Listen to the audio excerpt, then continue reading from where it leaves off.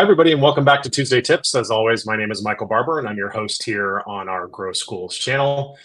Really excited for today's conversation because it's a topic that we have not addressed at all in our 30 plus episodes of Tuesday Tips, and that is how you work with brokers as a school leader, and what does that relationship look like? So we've got two experts here, Maddy Marlton, who's from my team. I think she'll be on the right-hand side of your screen. Maddy, really appreciate you being here. Maddy, you head up all our real estate management portfolio, and obviously you've got a deep bench in these conversations related to brokers, or a deep bench of experience, I should say. And then we have asked one of our broker relationships, Graham Taylor from CBRE, to join us for this conversation. I believe he will be on your left side of the screen. Although sometimes with streaming software, the rights and the left become confused. But either way, I'm in the middle, and you've got Maddy on the right-hand side or the left, and Graham on the right or the left. So first, thank you to both of you for joining us. I'm going to kick things off and ask Graham this question to start. Wanted to talk specifically about, are there advantages to working with a broker, particularly for schools or school leaders? Michael, yes. Thank you very much. Appreciate the introduction. Advantages, yes. Three of them, frankly, come to mind when I'm thinking about using a broker. One is time. It's your most valuable commodity. Save yourself some time, the trouble, the energy, effort. Hire an expert, or even just engage with an expert. Ask a few questions. See what you can do just to learn more. It's probably not every day that you're buying or selling your own house. It's not every day that you're buying or moving your school. We're in the business. We're doing this day to day. This is our space. We know it. We love it. Another thing is, we uncover every stone. Like, we explore all the different possibilities as brokers. Our job is to engage and network and canvas the market. So hire us. In most instances, it should be a no cost type engagement for you as a school. And that typically, when you work with a broker, they're going to look toward the landlord or the seller for a fee. So I know that always comes up, is what does it cost me to work with a broker, Michael? So hopefully it's and we've done this with many times with Grow Schools across the country, it's a no cost setup until we earn your service, and then somebody else pays our fee, which is kind of a nice little deal for you. And then I guess the last thing I'll leave you with, Michael, to answer your question is, hopefully it sets you up for no mistakes, right? This is somebody who's transacting all the time, whether it's in escrows or leases, and they know the ins and outs and have a broad depth of experience, so that there can't be an option, not to say it doesn't happen, but can't be an option for a failure or a problem that arises later. They're able to identify sort of the pitfalls and make sure that you avoid them. I love the analogy. Well, first of all, I love the reflection on time, right? The most valuable asset we've got, especially for school leaders who are really just simply trying to further their school's mission. And when they think about the ins and outs of finding their next home for their school, we know, and Maddy, I know you'll reflect on this, just on the daunting task that can feel like for a school leader if they're in the middle of growing, or trying to, add an additional grade, or, build out additional opportunities or different functions within their school. So I think that's just such a good framework to think about. And reflecting just on your answer, Graham, that idea of, you are around their geographic markets, knowing what spaces are available or who's looking to transact, right? That knowledge and that intimacy that you've got at your disposal can save a school leader so much time. Maddy, wanted to turn that question over to you. Any additional thoughts on just the advantages of working with brokers when you're starting to look for your next home as a school leader? Yeah, absolutely. Well, first of all, I agree with all the points Graham made. The only thing I'd add is that brokers can provide tailored solutions. So we know every school has very unique requirements and preferences, especially when it comes to selecting a facility. So working with a broker, they can work closely with the school, understand what those needs are, tailor the search to find properties that align with that criteria. That said, I'd say engaging with a broker as early in the process as possible streamlines it for everyone. You don't know how long that search is going to take, what the market looks like, and a broker can really help manage expectations surrounding budget, location. Is the building going to need some sort of improvements? So I'd really recommend, engaging with a broker as soon as possible. But if we're going to put a time frame on it, I'd say probably 12 to 18 months before you're looking to occupy a new space. Yeah, that idea of timing, I think, is one conversation that comes up in a lot of our conversations with school leaders. Is um, un, I will say this: when a school leader is probably more familiar with either looking for a place to rent for themselves or own their own home, right? That time window, that time horizon, often can feel like, oh, it's just going to be the same sort of time period that it's going to take for me to up and move my school. Not the case.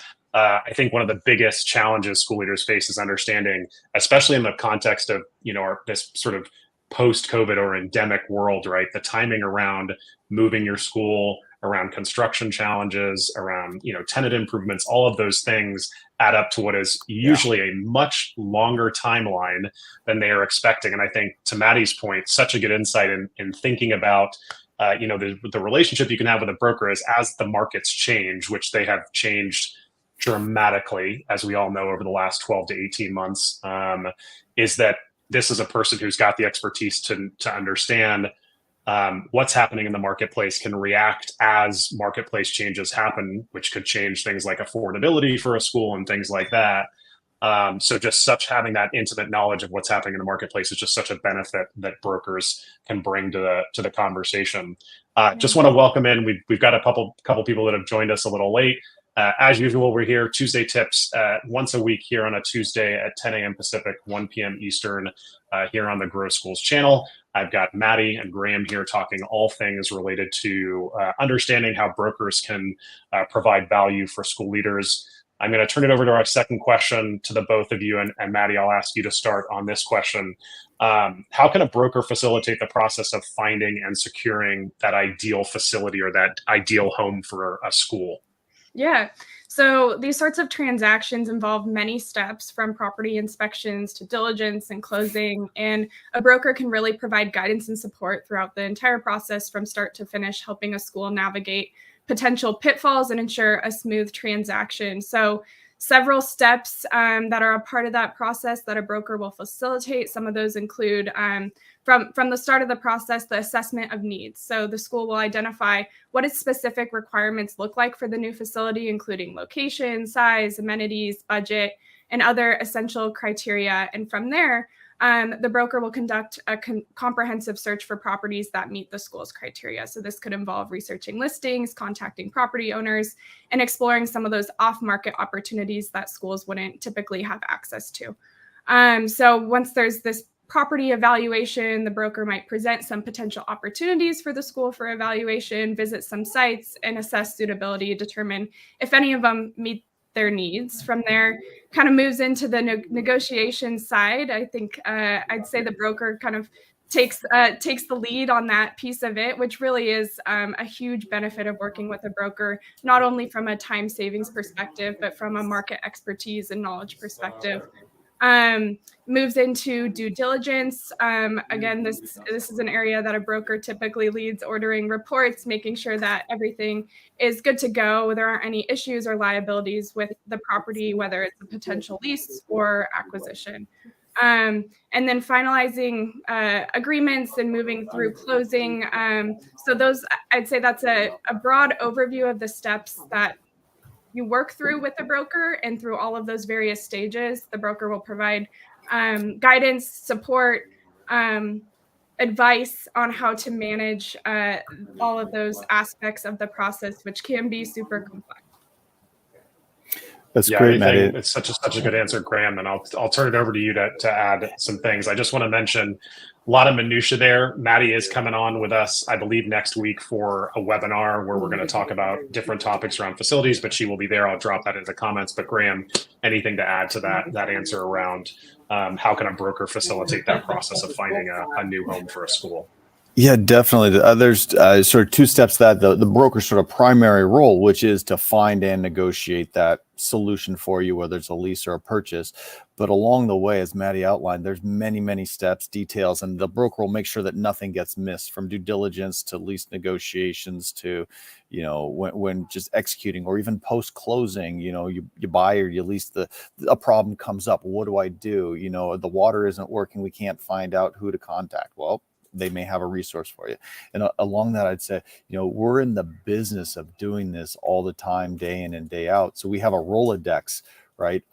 You may have attorneys that are great at negotiating a charter or employment labor contracts. We have attorneys that on our Rolodex that are great at negotiating purchase and sale agreements. They're great at negotiating leases.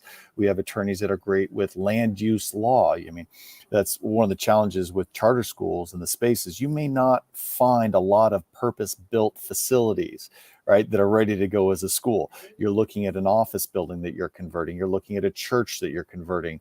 Maybe you're lucky to find an old school, but it hasn't been occupied for 5 years, or you're going to run into subtle challenges with occupancy and maybe change of use that a broker can help you facilitate. And then you identify the facility, and now you need to do an inspection.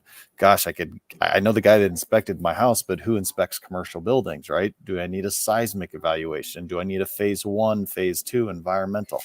And we have a Rolodex of resources that can help and guide you. And if Michael, also just want to add the point of brokers, let us be a resource for you, right? I mean, that's one of the things that I do and really help with client relationships is if I don't know the answer, I'll either help you find out or I'll point you to somebody that does. I don't need to be in the middle or participate in something where I can't lend value or help. And that's one of the great things about brokers is that we'll say, okay, I'd love to help you. We're sort of in a customer service role and we're always trying to help people and clients to better outcomes. Yeah, so many good insights there on the value that a broker relationship can bring to school leaders as they navigate looking for their next facility. The last question I'm going to pose to both. We're at about the 11-minute mark, but we'll keep going through some of these questions. You mentioned specifically, how can from a broker perspective, and you think about school leaders achieving their goals. You've mentioned things like get them involved early in the process so we can help guide you towards opportunities that you may or may not know about. You talked about the intimate knowledge of the process, probably something that the average school leader is not accustomed to if they haven't been through this process before. Anything else to share? And I'll ask Maddy to start the answer to this question, but anything else that brokers can do to help charter school leaders achieve their goals? Well, I'd say a big piece of this too is ensuring that schools are finding the right broker partner. Considering brokers who offer these sorts of specialized services tailored to schools because they'll understand those sorts of challenges that are going to come up in the process that are specific to school or facility related transactions. So as far as going about finding that right broker partner, we work with a lot of schools that seek recommendations from their community, their colleagues, or other educational institutions.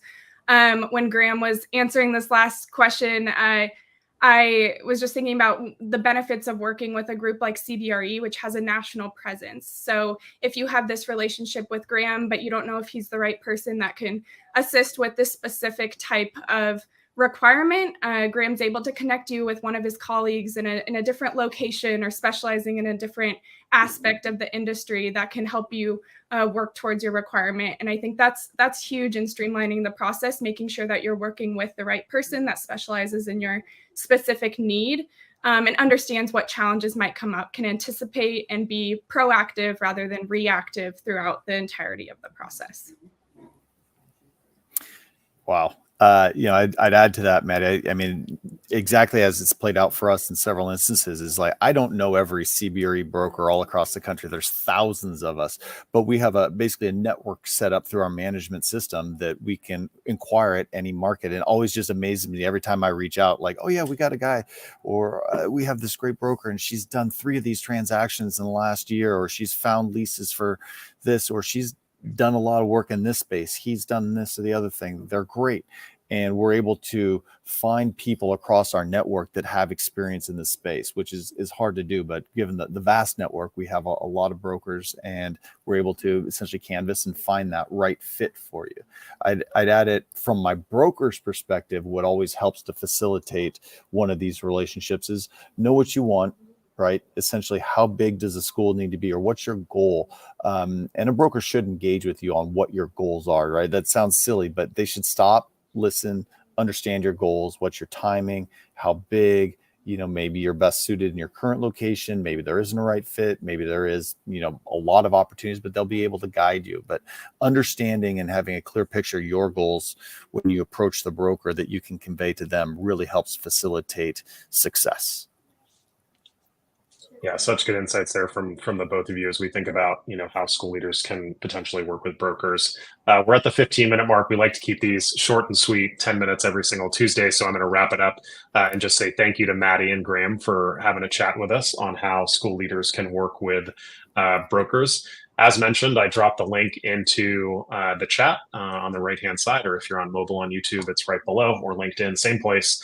If you want to have more questions on how to work with brokers, as well as a couple of other core foundations around facilities, we are having a webinar next week on 5 topics that school leaders can learn a ton of new info around as they think about their school buying journey. And one thing we learned during this conversation is we've got to start thinking about those things sooner rather than later. We're in February, if you will, 2024, as you think about if your school is growing or you're looking for alternative facilities options. We're talking about a time horizon that is probably at least next year. And so to have these conversations sooner than later and engage partners, whether it's us at Grow Schools or broker relationships, is something that's got to happen sooner rather than later. So I would encourage you all to drop into the webinar next week. Other than that, I will say again, thanks to Maddy and Graham for joining us. We always appreciate the expertise that you bring, that all our voices that we bring into Tuesday Tips does. And we'll say we'll be back next week. Right here on YouTube and LinkedIn, Tuesday, 1 o'clock Eastern, 10 a.m. Pacific for our next conversation. Again, thanks, Matt. Thanks, Michael. Thanks, Thank you, Michael. Thank you, Maddy. Take care. Bye.